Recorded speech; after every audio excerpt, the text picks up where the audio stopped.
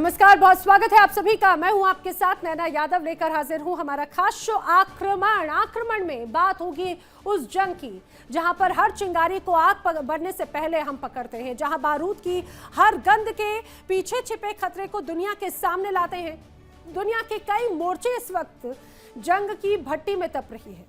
कहीं मिसाइलें गरज रही हैं, कहीं ड्रोन मौत बनकर आसमान से बरस रहे हैं, तो कहीं समंदर में युद्धपोतों की तैनाती ने तीसरे विश्व युद्ध की आहट को तेज कर दिया है। आज आक्रमण में हम आपको दिखाएंगे जंग की वो 3 तस्वीरें, 3 आग, 3 मोर्चे, लेकिन तबाही का एक ही चेहरा। एक तरफ रूस यूक्रेन का बारूदी रण, क्योंकि ये सिर्फ जंग नहीं, दुनिया के बदलते युद्ध का चेहरा है। आपको दिखाते हैं एक तस्वीर। आइए आपको 3 तस्वीरें दिखाते हैं। ये है वो 3 हालात। पहली तस्वीर, मैदान जंग से ट्रंप रफू चक्कर। क्या मिडिल ईस्ट की आग में घिरकर अमेरिकी ताकत समंदर में बह गई, आसमान में हवा हो गई और जमीन पर जलकर राख हो गई। मैदान जंग से ट्रंप के रफू चक्कर होने की खबरों के बीच में वाशिंगटन से आई नई घुड़की सैन्य ताकत के नाकाम होने के बाद ट्रंप ने ईरान को आर्थिक तबाही की धमकी दी, लेकिन तेहरान झुकने को तैयार नहीं। ईरान का पलटवार साफ है। अगर आर्थिक वार हुआ तो पूरी दुनिया एक एक करके एक एक बूंद तेल के लिए तरस जाएगी। क्या ग्लोबल इकोनॉमी का सबसे बड़ा क्रैश होने वाला है? दूसरी तस्वीर, जापान पर किम करेंगे अटैक, यानी प्रशांत महासागर की लहरें फिर जल रही हैं। सवाल उठा है, क्या अब सनकी किम जोंग उन का अगला निशाना जापान है? पिछले 10 दिनों के भीतर उत्तर कोरिया ने ताबड़तोड़ बैलिस्टिक मिसाइलें दागी, पूरे इलाके में हड़कंप मचा दिया। अमेरिका, टोक्यो और सियोल में खतरे की घंटियां बज रही हैं। तानाशाह किम जोंग उन, अब ये कहा जाए कि वो कब सनक जाए और कब बटन दबा दे, इसकी कोई गारंटी नहीं। जल्दी से तीसरी तस्वीर पर भी नजर डाल लेते हैं। 4.5 सालों से जलता रूस यूक्रेन युद्ध 24 फरवरी 2022 को तो शुरू हुआ ये खूनी खेल। आखिर रुकेगा कब, कोई नहीं जानता। मॉस्को ने जितने वक्त की उम्मीद की थी उससे कहीं ज्यादा सैनिक और साजो सामान गंवा दिए गए। दूसरी तरफ यूक्रेन हर मोर्चे पर पस्त है, जमीन छिन रही है, अर्थव्यवस्था चौपट हो चुकी है और सैनिक खत्म हो रहे हैं। दोनों तरफ तबाही का मंजर है, लेकिन शांति का कोई रास्ता नहीं। दुनिया इस वक्त मुहाने पर खड़ी है। क्या ये तीनों मोर्चे मिलकर तीसरे विश्व युद्ध का बिगुल फूंकने वाले हैं? बड़ा सवाल है। चलिए करते हैं शुरुआत आक्रमण की। एक एक तस्वीर आपको दिखाते हैं। और इस समय की बड़ी वॉर ब्रेकिंग, डोनाल्ड ट्रंप की आर्थिक वार की धमकी पर ईरान का बड़ा पलटवार। जी हां, बड़ी खबर, ट्रंप के आर्थिक वार की धमकी पर ईरान का पलटवार है। आर्थिक वार अगर हुआ तो दुनिया एक एक बूंद तेल को तरसेगी। आर्थिक युद्ध अगर जारी रहा तो तेल निर्यात पर रोक लग जाएगी। स्ट्रेट ऑफ हॉर्मुज और फारस की खाड़ी से तेल नहीं जा पाएगा। ईरान के कई सीनियर अधिकारी ये बात कह रहे हैं। उनमें से एक है मोहसिन रेजाई। उन्होंने सीधे सीधे दे दी है बड़ी चेतावनी। और इसी बीच एक और बड़ी war breaking, strait of Hormuz को लेकर ईरान ने जारी किए नए नियम। जी हां, बड़ी खबर, स्ट्रेट ऑफ हॉर्मुज को लेकर ईरान का नया नियम। शिपिंग ट्रैफिक के लिए ईरान का जारी फरमान, हॉर्मुज से गुजरने के लिए सारे नियम जानना जरूरी है। उल्लंघन अगर हुआ तो जुर्माना लगेगा और जहाज जब्त भी कर लिया जाएगा। इतना ही नहीं, पर्शियन गल्फ स्ट्रेट अथॉरिटी ने ये सीधे सीधे नियम जारी करते हुए कड़ी चेतावनी दी कि जो इनका पालन नहीं करेगा उसके लिए सजा भी बहुत सख्त होने वाली है। क्या बिना एक भी गोली चलाए ढह जाएगा ईरान? क्या अमेरिकी सेना की नाकामी के बाद डोनाल्ड ट्रंप ने रच दिया है दुनिया का सबसे खौफनाक आर्थिक चक्रव्यूह? अमेरिका की जंग के मैदान में पीछे हटा है, लेकिन अब ट्रंप का फरमान आया है। ईरान और उसके सहयोगियों को सीधे चेतावनी है, आर्थिक तबाही के लिए तैयार रहो। लेकिन क्या ईरान घुटने टेकेगा? जवाब में तेहरान से गूंजी वो धमकी जिससे सुपर पावर अमेरिका के भी होश उड़ा दिए। स्ट्रेट ऑफ हॉर्मुज से तेल की एक बूंद भी नहीं गुजरने देंगे। क्या हॉर्मुज की नाकेबंदी अब पूरी दुनिया में हाहाकार मचा देगी? क्या शुरू हो चुका है वो इकोनॉमिक वार जो तीसरे विश्व युद्ध से भी ज्यादा जहरीला है?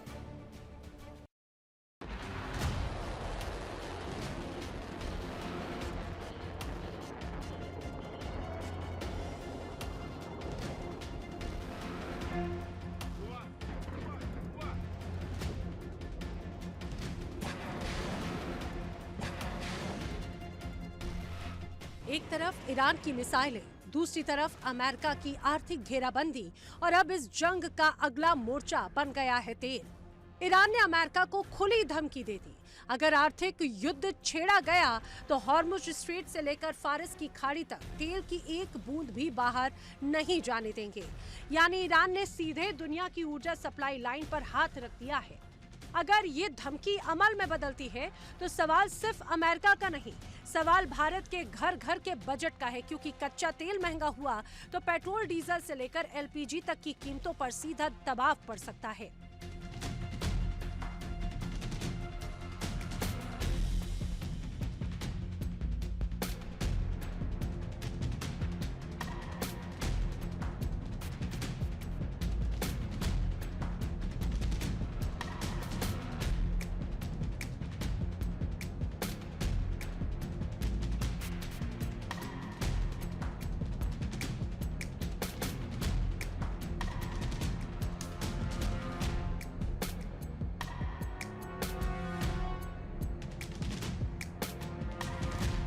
ईरान की सुप्रीम नेशनल सिक्योरिटी काउंसिल के सचिव मोहसिन रेजाई ने अमेरिका को चेतावनी देते हुए कहा कि अगर आर्थिक युद्ध जारी रहा तो ना तो स्ट्रेट ऑफ हॉर्मुज से ना ही फारिस की खाड़ी में कहीं से तेल की एक बूंद एक्सपोर्ट होगी। इतना ही नहीं, रेजाई ने उन देशों को भी चेतावनी दी जो अमेरिका के आर्थिक अभियान में शामिल होंगे या उसका समर्थन करेंगे।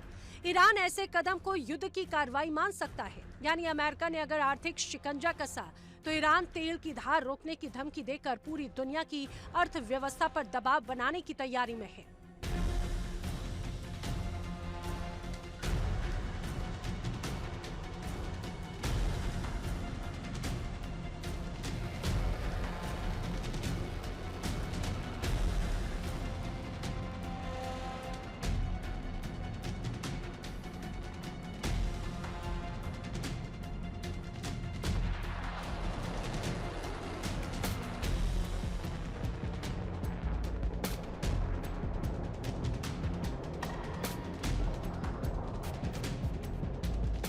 अब समझिए आखिर स्ट्रेट ऑफ हॉर्मुज इतना महत्वपूर्ण क्यों है। दुनिया के नक्शे पर ये एक बेहद सकरा समंदर का रास्ता है, लेकिन इसी रास्ते से दुनिया के बड़े हिस्से की तेल और गैस सप्लाई गुजरती है। खाड़ी के बड़े तेल उत्पाद देश से निकलने वाला ऊर्जा कारोबार इसी समंदर के रास्ते पर काफी हद तक निर्भर है। यही वजह है कि स्ट्रेट ऑफ हॉर्मुज में तनाव बढ़ते ही अंतर्राष्ट्रीय बाजार में कच्चे तेल की कीमतें उछलने लगती हैं। और अगर जहाजों की आवाजाही बड़े पैमाने पर बाधित हुई तो कच्चा तेल 120 से $150 प्रति बैरल तक पहुंचने की आशंका जताई जा रही है।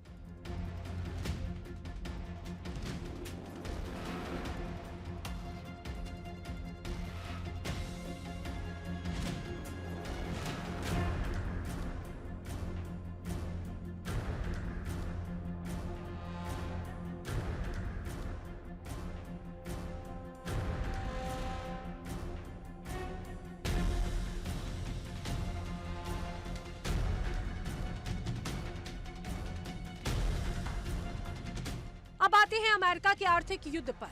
आर्थिक युद्ध का मतलब है बिना मिसाइल दागे दुश्मन की अर्थव्यवस्था को निशाना बनाना। अमेरिका इसके लिए प्रतिबंधों, टैरिफ, बैंकिंग प्रतिबंधों, संपत्तियों को फ्रीज करने और सेकेंडरी सैंक्शंस जैसे हथियारों का इस्तेमाल कर सकता है।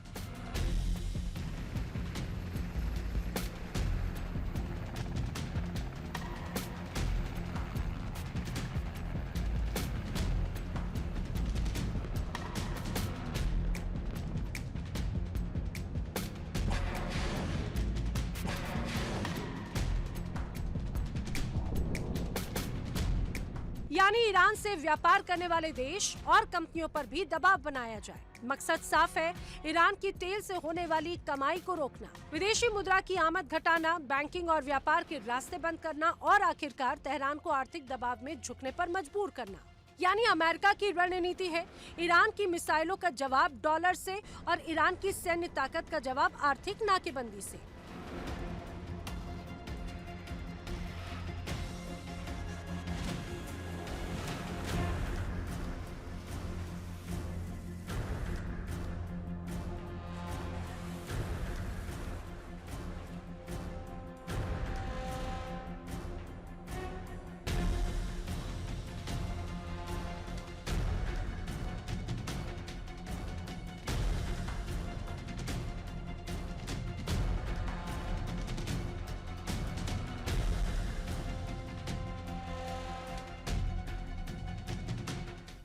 प्रशासन ईरान के खिलाफ आर्थिक दबाव को और कड़ा करने की तैयारी में है। खासकर उन देशों पर निशाना साधने की कोशिश हो सकती है जो ईरान के साथ व्यापार जारी रखते हैं। और यही वजह है कि भारत, चीन और दूसरे बड़े ऊर्जा खरीदारों पर भी दबाव बढ़ने की आशंका है।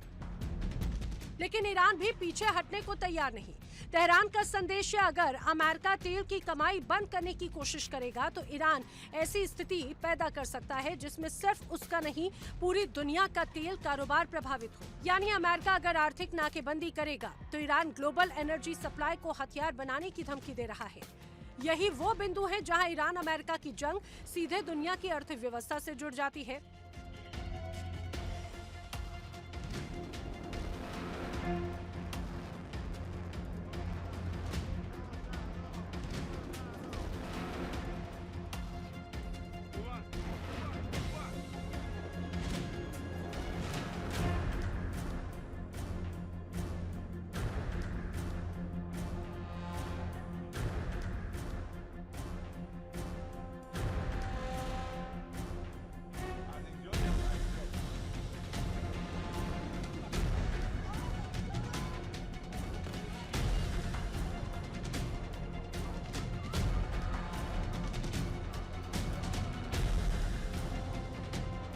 ईरान के विदेश मंत्री सैयद अब्बास अराक्ची ने भी अमेरिका की रणनीति पर तंज कसा। उनका दावा है कि पहले लगाए गए बेहद कड़े प्रतिबंध नाकाम हुए, फिर अधिकतम दबाव की नीति नाकाम हुई और अब अमेरिका का नया आर्थिक अभियान भी नाकाम होगा। यानी तेहरान साफ संदेश दे रहा है कि प्रतिबंधों के आगे सरेंडर नहीं करेगा। लेकिन असली खतरा यही है, क्योंकि जब दो ताकतें आमने सामने होती हैं तो लड़ाई सिर्फ उनके बीच की नहीं रहती। अमेरिका आर्थिक हथियार चलाता है, ईरान तेल को हथियार बनाने की धमकी देता है और इसकी कीमत पूरी दुनिया को चुकानी पड़ सकती है।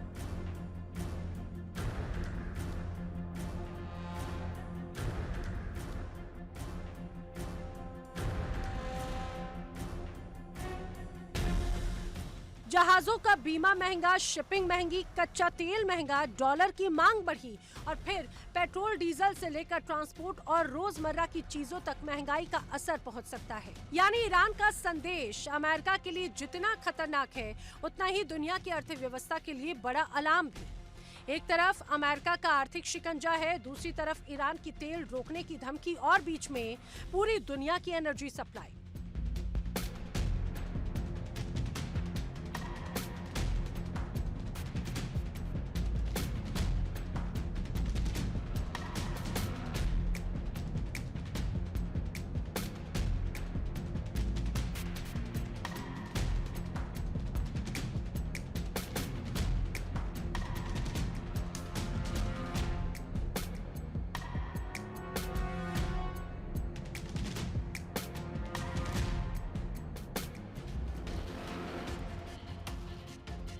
अगर स्ट्रेट ऑफ हॉर्मुज में हालात बिगड़े तो सवाल सिर्फ ये नहीं कि अमेरिका और ईरान में आखिर जीता कौन, सवाल ये होगा कि इस जंग की आग में दुनिया की अर्थव्यवस्था कितनी झुलसी।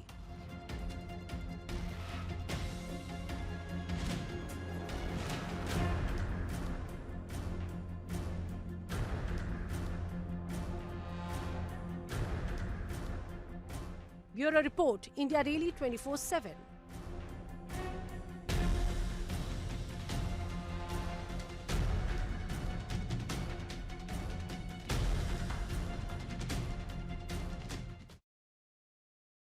और इस समय की बड़ी वॉर ब्रेकिंग, ईरान ने अमेरिका को दी एक और बड़ी धमकी। इस समय की बड़ी वॉर ब्रेकिंग, आर्थिक दबाव बनाने की कोशिश नाकाम हो जाएगी। अमेरिका के सहयोगी देशों को भी ईरान की सीधे सीधे वार्निंग है। पाबंदी का समर्थन अगर किया तो एक्ट ऑफ वॉर माना जाएगा। जिस तरीके से तमाम यहां पर हालात नजर आते हैं, अमेरिका के सहयोगी देशों को भी अब ईरान सीधे सीधे चेता रहा है। कहता है कि अगर अमेरिका का साथ दिया तो एक्ट ऑफ वॉर, और एक्ट ऑफ वॉर मतलब तबाही। एक और बड़ी वॉर ब्रेकिंग, सीज फायर के बावजूद इजराइल का लेबनान पर बड़ा हमला। जी हां, सीज फायर भले ही हो मिडिल ईस्ट में इजराइल और लेबनान के बीच, लेकिन इजराइल लगातार बड़े हमले कर रहा है। अब दक्षिणी लेबनान में एक मकान पर आईडीएफ ने अटैक किए। नबाती में इजरायली सेना ने भारी गोलीबारी की। अली अल ताहिर रिज और दोहा कुफ्र सम्मान के पास में अटैक किए जाने की भी खबर सामने आ रही है। खाड़ी में भड़की जंग की आग अब एशिया लांघकर सीधे यूरोप के दरवाजे तक पहुंच चुकी है। ईरान की विनाशकारी मार से अब सिर्फ खाड़ी मुल्क ही नहीं बल्कि यूरोपीय देश भी थर्रा रहे हैं।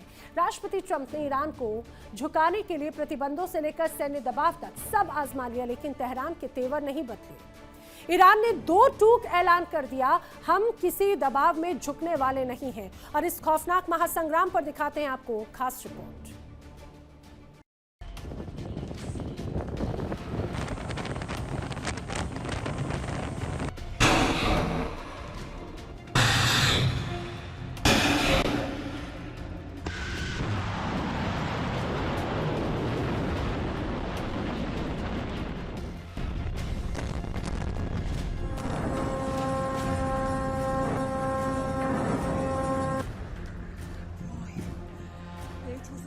अमेरिका और इजरायल ने ईरान पर हमला किया तो ईरान ने करारा जवाब दिया।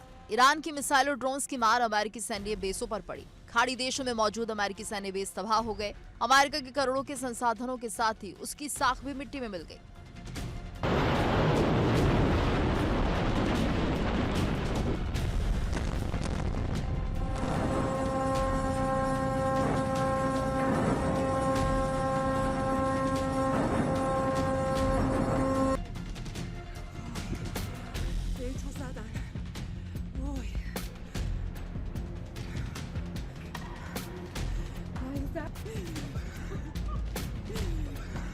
अमेरिका ने जंग के पहले खाड़ी देशों में थाड और पैट्रियट जैसे डिफेंस सिस्टम तैनात किए थे।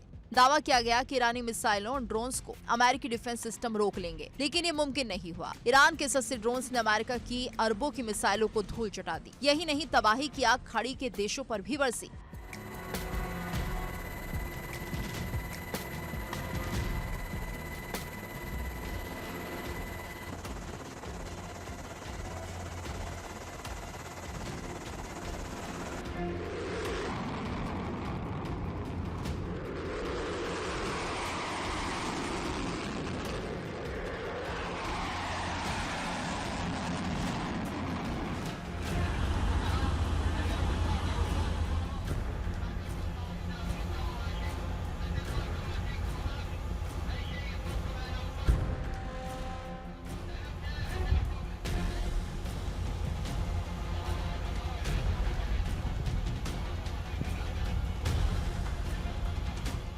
ईरान और उसके प्रॉक्सी संगठन यानी हिजबुल्लाह, हूती और कताइब हिजबुल्लाह की मार से खाड़ी देश परेशान हो गए। खाड़ी देशों के अहम ठिकाने, तेल और गैस के अड्डे, डिसैलिनेशन प्लांट्स, पर्यटन केंद्र सभी धुआं हो गए। ईरान ने साफ तौर पर कह दिया कि जो भी मुल्क अमेरिका और इजरायल का साथ देगा, ईरान उसे दुश्मन मानेगा। ईरान के गुस्से का शिकार खाड़ी के देश हुए। सबसे ज्यादा मार यूएई पर पड़ी और अब ईरान का गुस्सा अमेरिका की यूरोपीय सहयोगी ब्रिटेन पर भी फूट पड़ा है।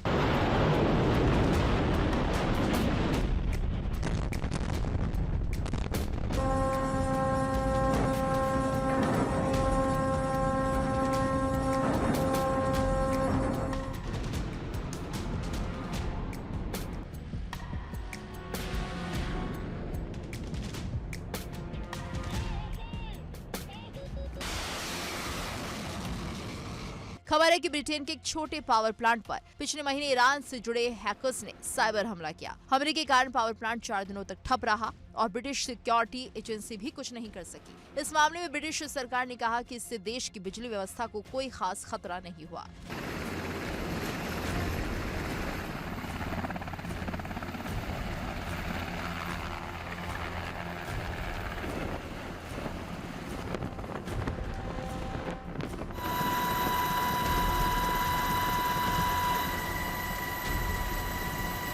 ब्रिटेन के एक छोटे बिजली संयंत्र पर हुआ साइबर हमला अब सुरक्षा का एक गंभीर विषय बन गया है। पश्चिमी मीडिया के मुताबिक हमले के पीछे ईरान से जुड़े हैकर्स का हाथ था। साइबर हमले के कारण एक छोटा ब्रिटिश पावर प्लांट करीब 4 दिन तक बंद रहा और इस दौरान अमेरिकी और ब्रिटिश खुफिया एजेंसियां जैसे CIA और MI6 भी कुछ नहीं कर पाई।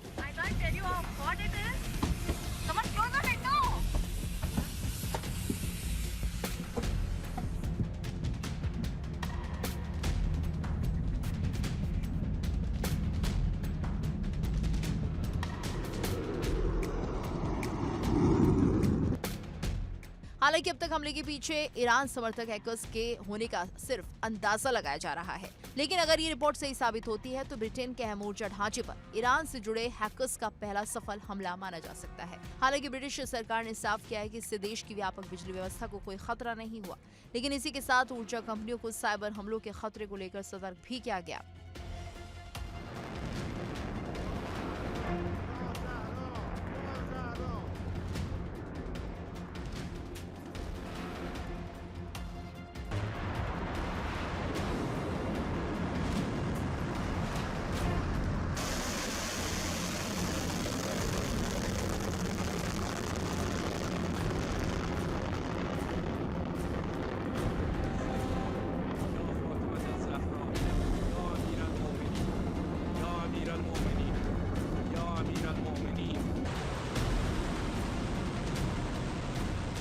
पश्चिमी मीडिया के मुताबिक ब्रिटिश बिजली संयंत्र पर हमला पिछले महीने हुआ और उसी दौरान अमेरिका में पानी से जुड़े इंफ्रास्ट्रक्चर को भी एक संदिग्ध ईरानी हैकर्स ने टारगेट किया था। हालांकि दोनों ही घटनाएं अलग अलग हैं, लेकिन अगर दोनों में कोई संबंध साबित होता है तो मामला सिर्फ एक छोटे ब्रिटिश पावर प्लांट तक सीमित नहीं रहेगा।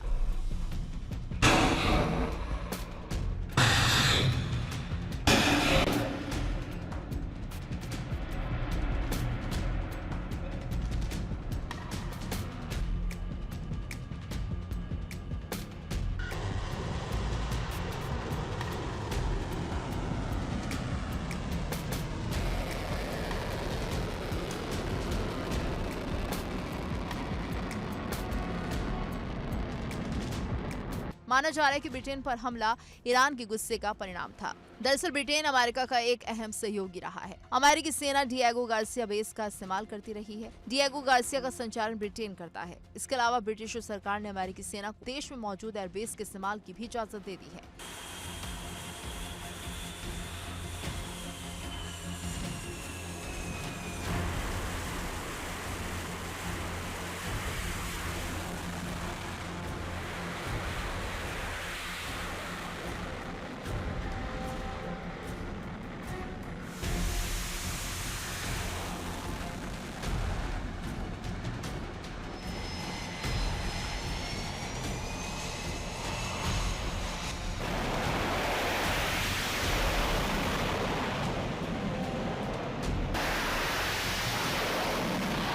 ईरान की ओर से इससे पहले भी ब्रिटेन के जहाजों पर हमला किया जा चुका है। ब्रिटेन की समुद्री ट्रेड पर नजर रखने वाली संस्था United kingdom maritime trade operations यानी UKMTO के मुताबिक ईरान की सेना ने होर्मुज में कई बार जहाजों को निशाना बनाया। हालांकि ईरानी सेना के हमलों के जवाब में अमेरिका ने ईरान पर जबरदस्त हमले किए।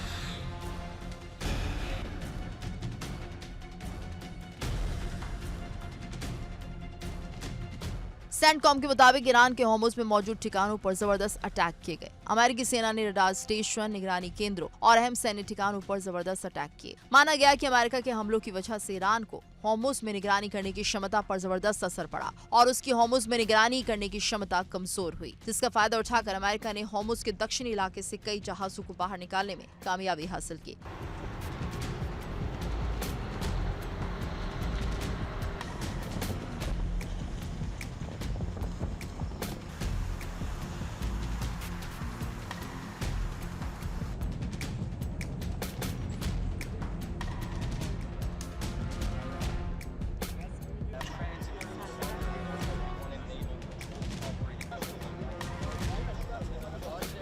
Şu an TRT ekibi olarak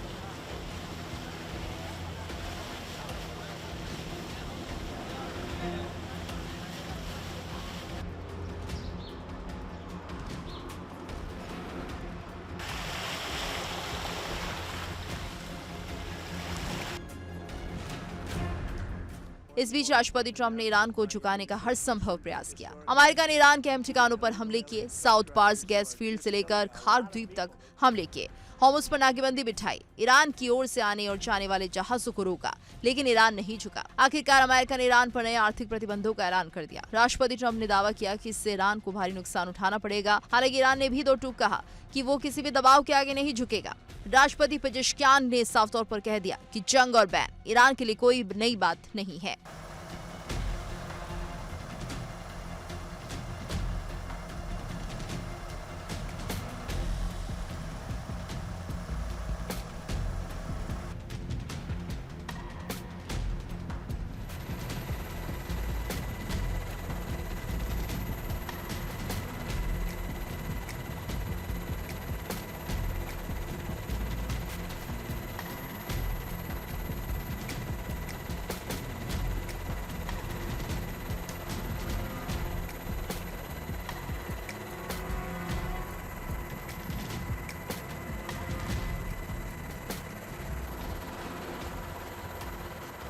Iran के राष्ट्रपति मसूद पेजेश्कियान ने अमेरिका के साथ लगातार जंग के बीच ईरानी लोगों की हिम्मत और ताकत की तारीफ की। उन्होंने जोर दिया कि अमेरिका को वेनेजुएला जैसे नतीजे की उम्मीद थी, लेकिन ईरान ने हमले का बहादुरी से सामना किया। उधर ईरानी विदेश मंत्रालय के प्रवक्ता इस्माइल बघाई ने कहा कि युद्ध और प्रतिबंध ईरान के लिए अनोखी बात नहीं है। राष्ट्रपति पेजेश्कियान के मुताबिक अमेरिका ईरान को दूसरा वेनेजुएला बनाना चाह रहा था, लेकिन ईरान एक ऐसी ताकत बनकर उभरा जिसने अपने विरोध, एकजुटता और एकता से दुनिया को हैरान कर दिया। राष्ट्रपति पेजेश्कियान ने ईरान के लोगों से एकजुटता की अपील की और कहा, दुश्मन के पूरे इकोनॉमिक युद्ध के सामने हमें एक साथ खड़ा होना चाहिए, जैसा अमेरिका इसराइल युद्ध के दौरान था। एक दूसरे का साथ दिया और मदद की।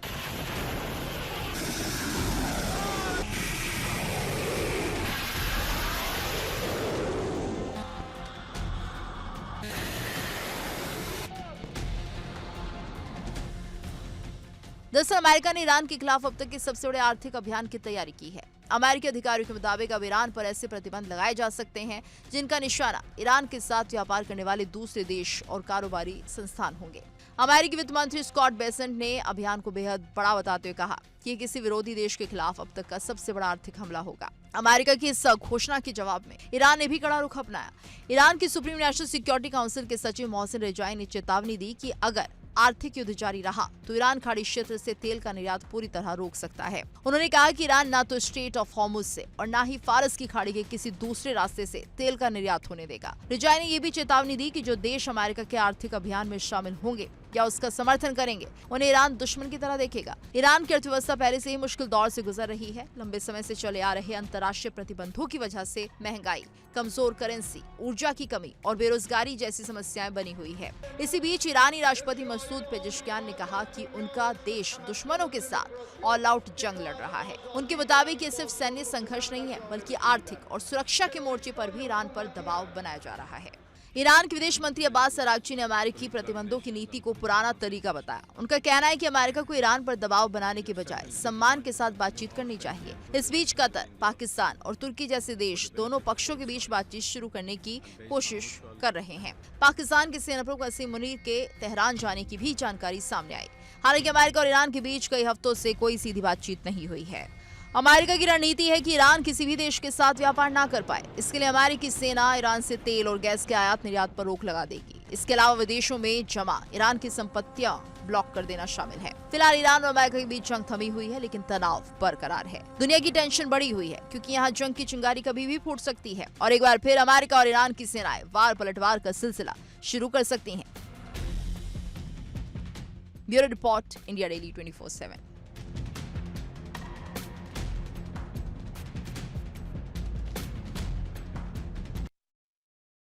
और बढ़ते हैं अगली बड़ी वर्ल्ड ब्रेकिंग की तरफ। इजरायली सेना का गाजा में बड़ा हमला। इजरायली सेना ने गाजा में भी बड़ा हमला किया है। अब जानकारी है कि फिलिस्तीनियों के टेंट वाले कैंप पर अटैक किया गया और इस हमले में कई लोग जख्मी हुए हैं। भगदड़ मच गई, चारों तरफ तबाही का मंजर था। अस्पताल के पास में आईडीएफ ने एयर स्ट्राइक की, अस्पताल को टारगेट किया। जिस जगह पर निशाना बनाया वो फिलिस्तीनियों का टेंट था, वो कैंप था जिस पर टारगेट किया। बताया जा रहा है कि इस हमले में कई लोग इसकी जद में आए, कई लोग गंभीर रूप से घायल हुए हैं। क्या प्रशांत महासागर की लहरें अब बारूद के धुएं में डूबने वाली हैं? क्या किम जोंग उन ने जापान को नक्शे से मिटाने की उल्टी गिनती शुरू कर दी है? उत्तर कोरिया के एक के बाद एक मिसाइल परीक्षण और जापान का अपनी सीमा पर अभेद्य सैन्य घेरा, ये महज एक सैन्य अभ्यास नहीं बल्कि एक महाविनाशक जंग की दस्तक है। प्योंगयांग से उठी एक चिंगारी पूरे टोक्यो को खाक करने के लिए बेताब है, लेकिन सवाल ये, क्या जापान खामोश रहेगा या फिर ऐसा पलटवार करेगा जिससे तीसरा विश्व युद्ध शुरू हो जाएगा?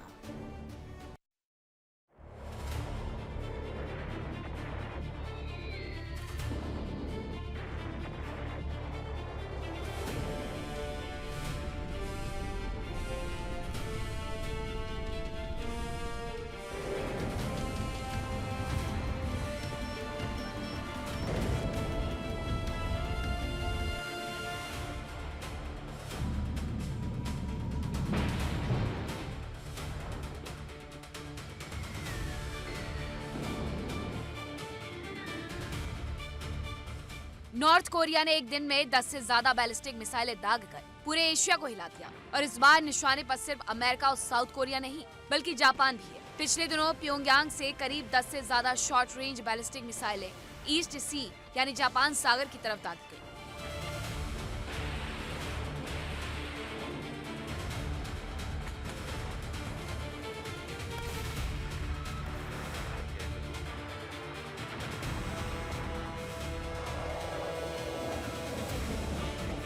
साउथ कोरिया और जापान दोनों ने लॉन्च की पुष्टि की। मिसाइलों ने करीब 300 से 320 किलोमीटर की दूरी तय की और जापान के एक्सक्लूसिव इकोनॉमिक जोन के बाहर समुद्र में गिरी। लेकिन सवाल यह है कि किम जोंग उन आखिर इतनी तेजी से मिसाइलों की बौछार क्यों कर रहा है?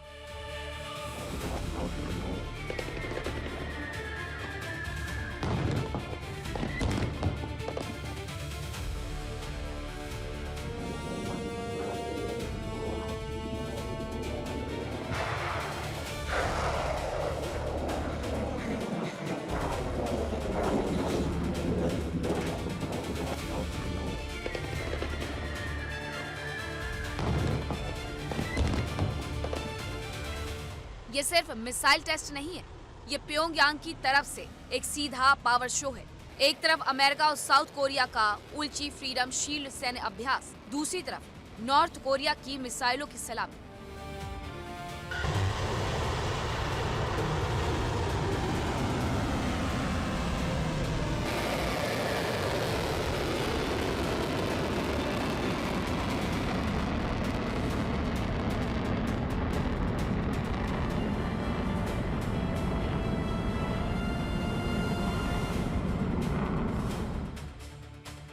खास बात यह है कि अमेरिका ने इस बार सैन्य अभ्यासों को कम करने का फैसला लिया, लेकिन किम जोंग उन के शासन ने इसे भी खारिज कर दिया। किम जोंग उन की बहन किम यो जोंग ने साफ संकेत दिया कि सैन्य अभ्यासों में कटौती से प्योंगयांग का रुख नहीं बदलने वाला और उसके बाद मिसाइलों की बौछार से तनाव और बढ़ा दिया।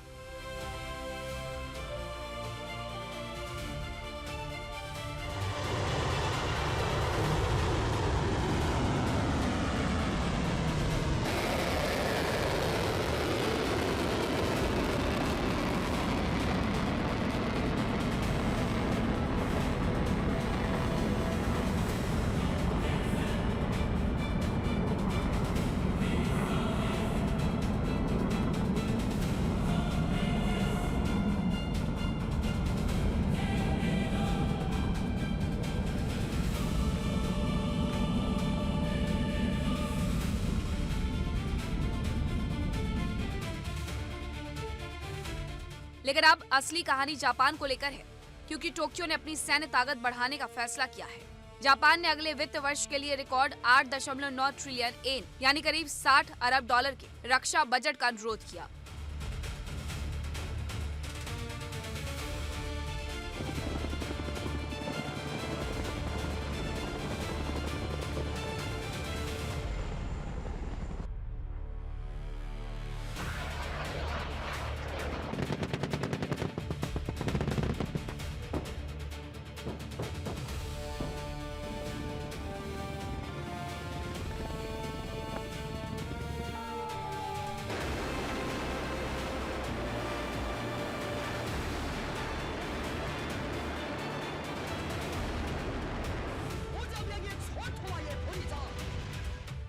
और साल के अंत तक ये रकम करीब 10 ट्रिलियन येन तक पहुंचने की संभावना जताई जा रही है। नॉर्थ कोरिया इस बढ़ते रक्षा बजट को सीधे युद्ध की तैयारी बता रहा है। प्योंगयांग का आरोप है कि जापान अब सिर्फ अपनी रक्षा नहीं कर रहा, बल्कि ऐसी सैन्य क्षमता तैयार कर रहा है जो भविष्य में हमला करने के काम आ सकती है।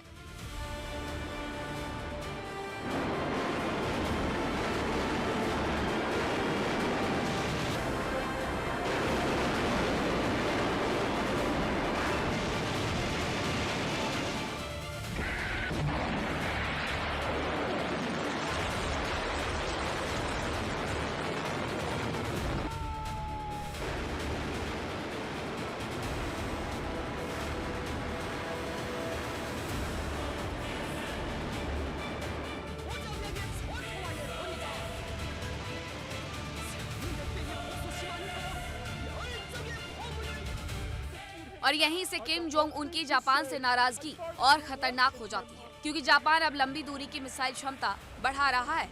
टॉम हॉक जैसी क्रूज मिसाइलों की तैनाती और परीक्षण ने प्योंगयांग की चिंता बढ़ाई है।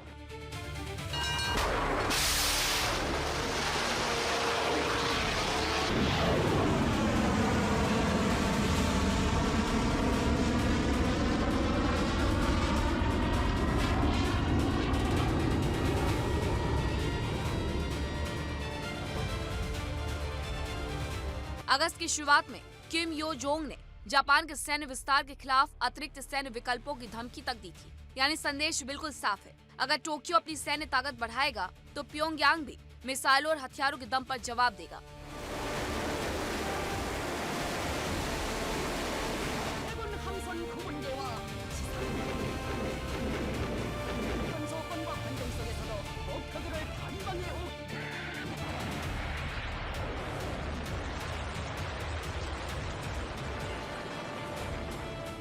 अब जरा इस पूरे खेल का सबसे खतरनाक पहलू समझिए।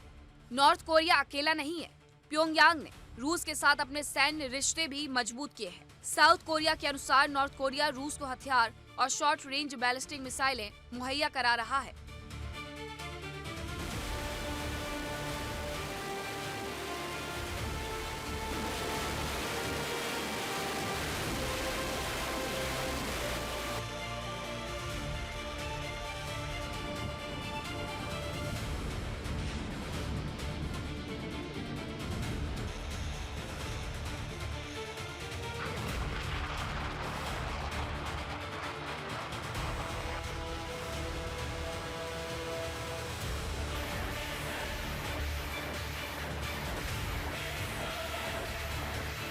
और युद्ध के मैदान से मिलने वाले अनुभव तक रूसी तकनीकी सहयोग से उसकी मिसाइल क्षमताओं में सुधार की आशंका भी जताई जा रही है।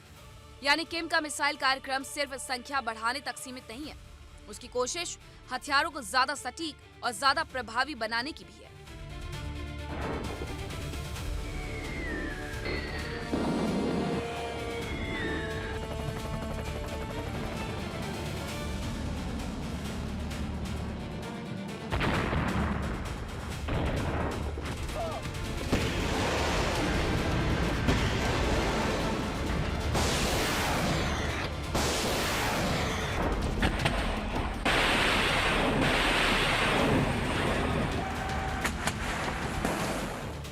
अब सवाल है, क्या किम जोंग उन कभी भी जापान पर हमला कर सकता है? जवाब है, इसे लेकर खतरे को नजरअंदाज नहीं किया जा सकता। लेकिन अभी ऐसा कोई सार्वजनिक सबूत नहीं है कि नॉर्थ कोरिया जापान पर तत्काल हमला करने की तैयारी कर रहा है।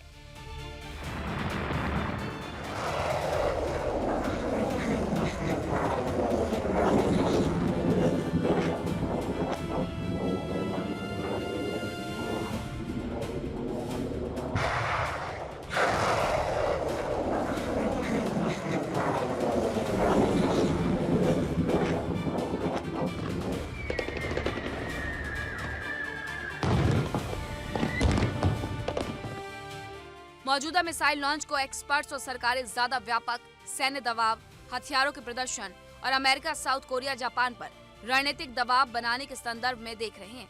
लेकिन खतरा इसलिए गंभीर है क्योंकि शॉर्ट रेंज मिसाइलें जापान और साउथ कोरिया दोनों के लिए क्षेत्रीय सुरक्षा चुनौती है।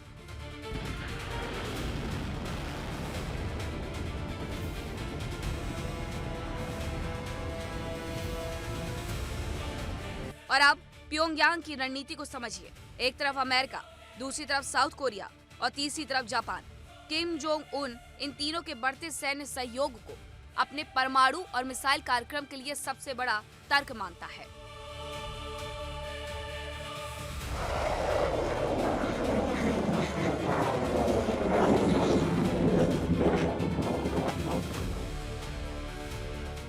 उसका संदेश है कि अगर उसके आसपास सैन्य ताकत बढ़ेगी तो वो अपनी ताकत और बढ़ाएगा। यानी एक ऐसा चक्र बन चुका है जिसमें जापान हथियार बढ़ाता है, नॉर्थ कोरिया मिसाइल बढ़ाता है, अमेरिका और साउथ कोरिया अभ्यास करते हैं और फिर प्योंगयांग जवाब में और बड़ा सैन्य प्रदर्शन करता है।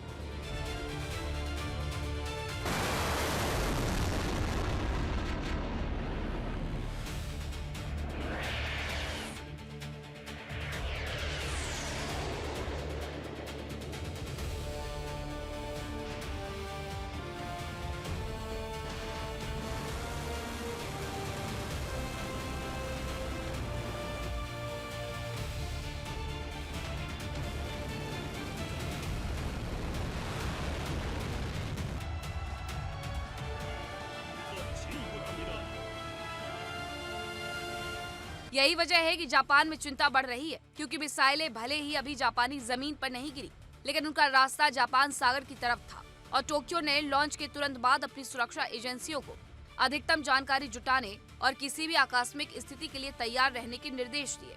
यानी जापान भी मान रहा है कि प्योंगयांग को हल्के में नहीं लिया जा सकता।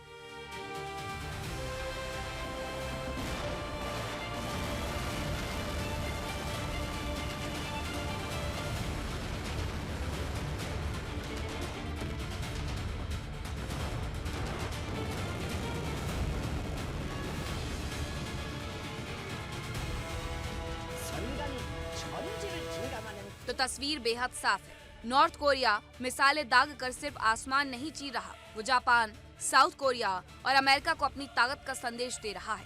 किम जोंग उनकी रणनीति है दबाव का जवाब और ज्यादा दबाव से, हथियारों का जवाब और ज्यादा हथियारों से।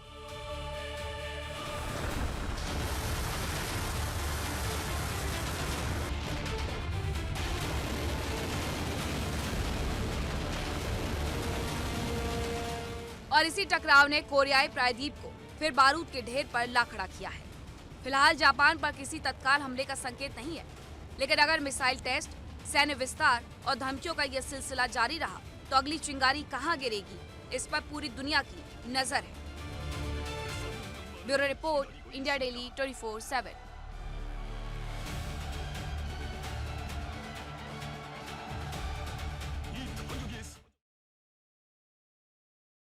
24 फरवरी 2022 वो तारीख जब पूर्वी यूरोप का आसमान बारूद के धुएं से काला पड़ गया। रूस और यूक्रेन के बीच शुरू हुई वो जंग जिसे पुतिन ने महज 72 घंटों का स्पेशल मिलिट्री ऑपरेशन कहा था, आज उस जंग को 1636 दिन पूरे हो चुके हैं। 4.5 साल से ज्यादा का वक्त बीत चुका है, लेकिन ना बारूद की गंध कम हुई, ना ही मौतों का सिलसिला थमा। मिडिल ईस्ट में ईरान इजराइल की जंग के बीच में दुनिया का ध्यान भले ही भटक गया हो, लेकिन कीव से लेकर मॉस्को तक तबाही का मंजर अब और भी ज्यादा विस्फोटक हो चुका है। दिखाते हैं स्पेशल रिपोर्ट।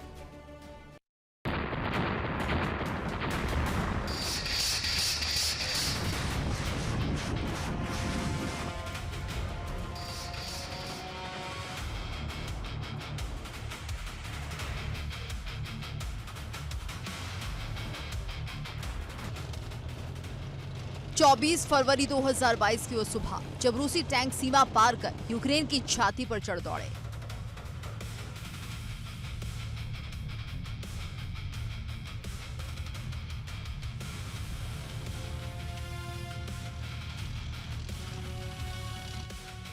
पूरी दुनिया सन्न थी। रूसी राष्ट्रपति व्लादिमीर पुतिन के दिमाग में 2 बड़े और खौफनाक लक्ष्य थे।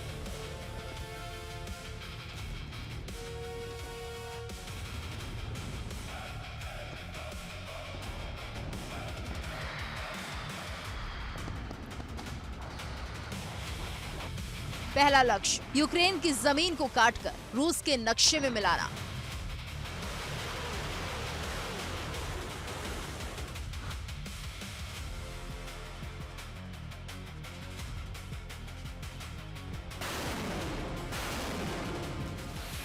दूसरा लक्ष्य कीव में जेलेंस्की की सरकार को उखाड़ फेंकना।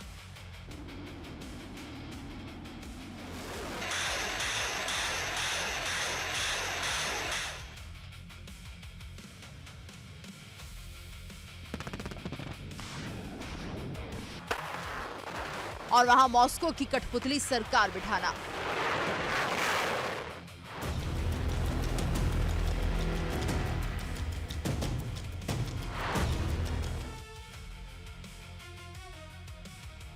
पुतिन का मानना था कि यूक्रेन कोई अलग देश नहीं बल्कि पुराने रूसी साम्राज्य का ही हिस्सा है।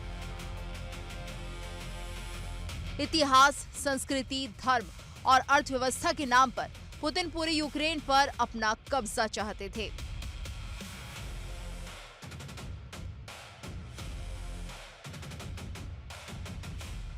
साथ ही वो नेटो यानी पश्चिमी देशों के सैन्य गठबंधन को नीचा दिखाना चाहते थे।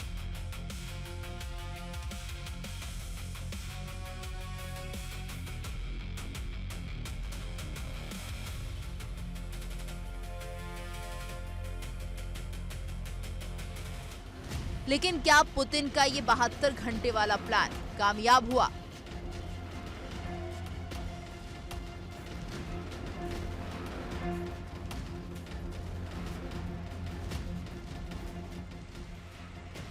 जवाब है बिल्कुल नहीं।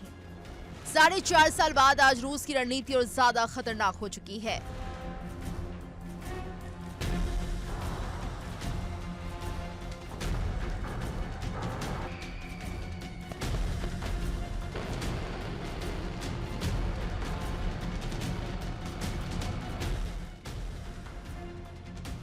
खुफिया रिपोर्ट बताती है कि रूस अब सुमी, खार्किव, डोनेस्क, ज़पोरिज़िया और खेरसोन में ताबड़तोड़ हमले कर रहा है।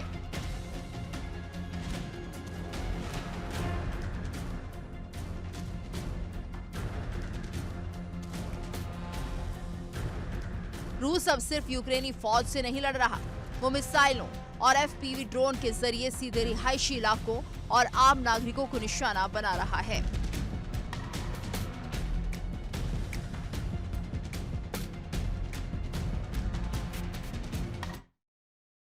आक्रमण में फिलहाल इतना ही, लेकिन देश दुनिया की तमाम बड़ी खबरें आगे भी जारी हैं। देखिए इंडिया डेली 24/7 अब आपकी स्मार्ट टीवी पर। इंडिया डेली मौजूद है सभी डिजिटल प्लेटफॉर्म पर लाइव और लगातार। इंडिया डेली 24/7 हर दिन राष्ट्र को समर्पित।